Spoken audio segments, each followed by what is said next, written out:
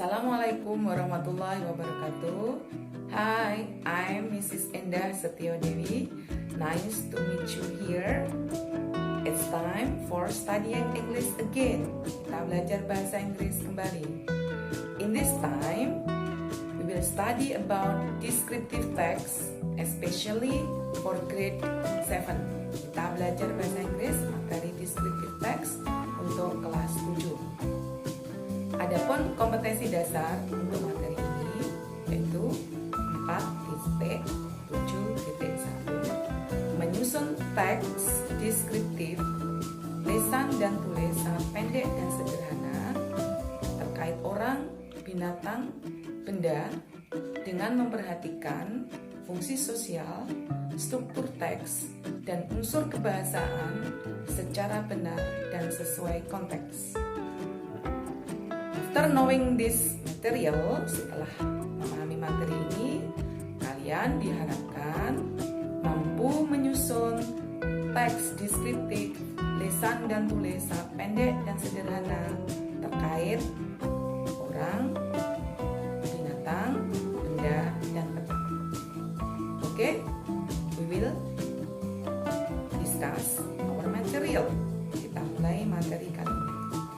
What is descriptive text? Apa sebenarnya teks deskriptif itu?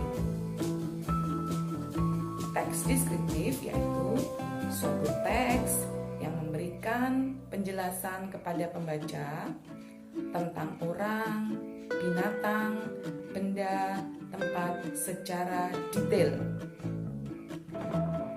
Adapun generic structure, cara membuatnya yaitu pertama, identification.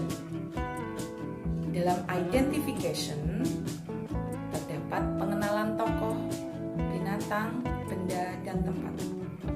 Next, selanjutnya description. Dalam description terdapat sifat-sifat,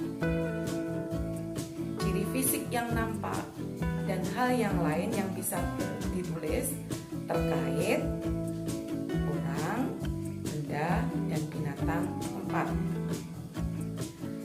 Adapun tenses yang digunakan dalam descriptive text yaitu present tense, simple present tense. Apa kalimat simple present tense?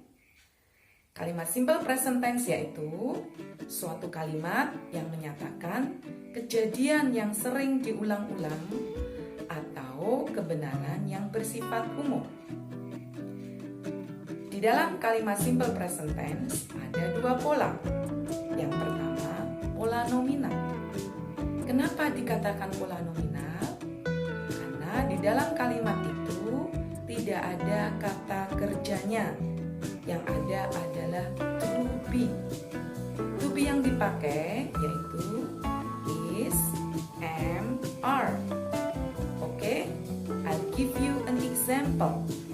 Saya kasih contoh kalimatnya. She is beautiful. I am a student. You are a tall boy. Dari kalimat itu bisa kita tarik rumus cara membuat kalimat nominal simple present tense. Yang pertama yaitu subject. Kemudian setelah subject kita beri to be. Setelah to be kita beri complement. Complement ini bisa berupa adjective kata sifat ataupun adverb of time keterangan waktu, adverb of place keterangan tempat.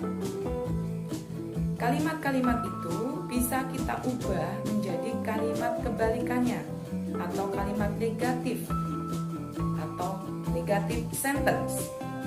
Dari kalimat she is beautiful kita bisa mengubahnya menjadi she is not beautiful, yang berarti dia tidak cantik. Kemudian I am a student bisa kita ubah menjadi kalimat negatifnya menjadi I'm not a student. You are a tall boy. Kita ubah menjadi kalimat negatif menjadi You are not a tall boy. Dari kalimat itu kita bisa membuat rumus pertama, yaitu subjek. Setelah subjek, to be. Setelah to be ditambah not. Kemudian baru complement. Nah, sudah ada kalimat positif, kalimat negatif, kita mencoba membuat kalimat tanya. Atau dalam bahasa Inggris kita sebut interrogative sentence. Bagaimana cara membuatnya? Oke.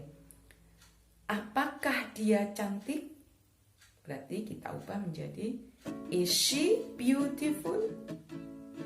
Apakah saya seorang murid? Am I a student? Apakah kamu seorang anak laki-laki yang tinggi? Are you a tall boy? Nah, dari kalimat itu, karena kalimat tanya, pasti ada jawabannya. Contoh tadi, is she beautiful? Jawabannya, yes, she is. No, she is. Nah, kita tarik lagi rumusnya ya. Berarti yang pertama apa? To be dulu. Kemudian baru subjek, baru complement, terakhir yaitu tanda tanya karena kalimat tanya. Oke, itu kalimat nominal simple present tense. Bentuk yang kedua yaitu verbal simple present tense. Kenapa dikatakan verbal simple present tense? Karena kalimatnya terdapat kata kerjanya.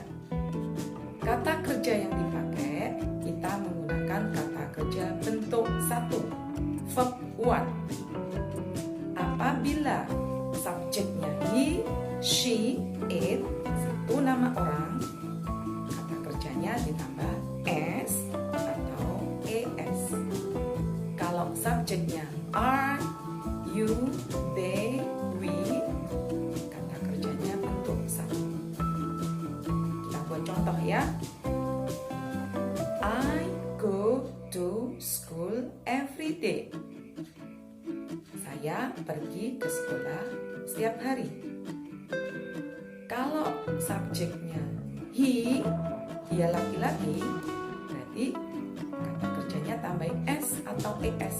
Berarti menjadi he goes to school every day. Nah, kalimat itu kita coba menjadi kalimat negatif. Saya pergi ke sekolah tiap hari. Kita ubah menjadi saya tidak pergi ke sekolah tiap hari. Berarti menjadi I don't go to school every day. Dia laki-laki tidak pergi ke sekolah tiap hari. He doesn't go to school every day. Untuk yang ada tambahan es atau s di kata kerjanya, ketika membuat kalimat negatif, kata kerjanya kembali ke verb 1. Nah, kita ubah menjadi kalimat tanya. Apakah saya pergi ke sekolah tiap hari? Berarti di depan menggunakan do I go to school every day? Jawabannya yes you do. No you do not. Apakah dia laki-laki pergi ke sekolah tiap hari? Does he go to school every day?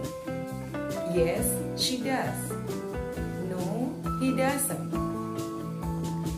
Baik, kita buat rumusnya. Berarti kalau membuat kalimat interrogatif di depan do atau does ditambah subjek, ditambah kata kerja bentuk 1, ditambah complement, ditambah tanda tanya. Kalau untuk membuat kalimat negatif, berarti subjek ditambah do atau does, ditambah not, ditambah kata kerja bentuk 1, ditambah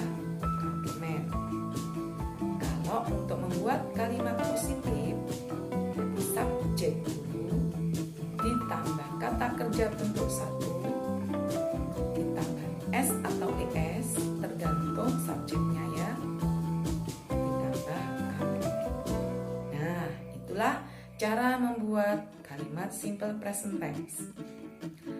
Okay, I'll give you an example of descriptive text.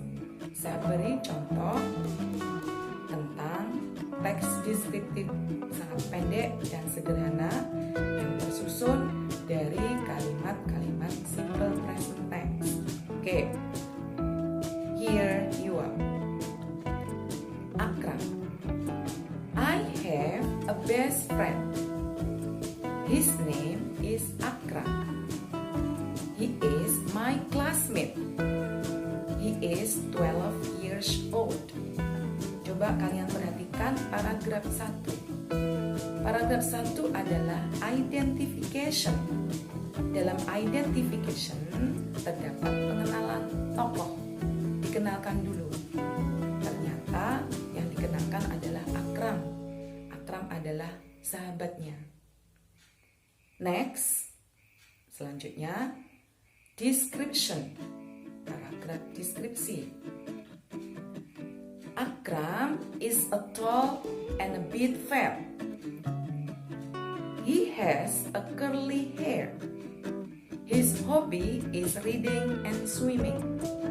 When we have spare time, we often go to the public library.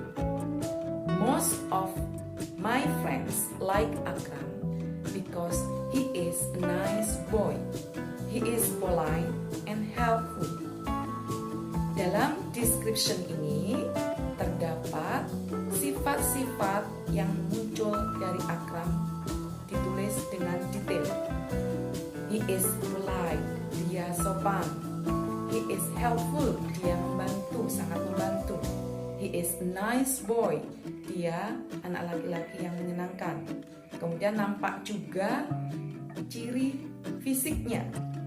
He is tall and fat boy. Dia tinggi dan agak gemuk. He has a curly hair. Dia punya rambut yang keriting. His hobby is reading and swimming.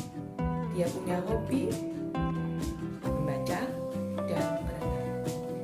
Okay? I hope this example, this material will help you to make your own descriptive text. Now, sekarang saatnya it's time for you make your own descriptive text. Thank you very much. See you. Assalamualaikum warahmatullahi wabarakatuh.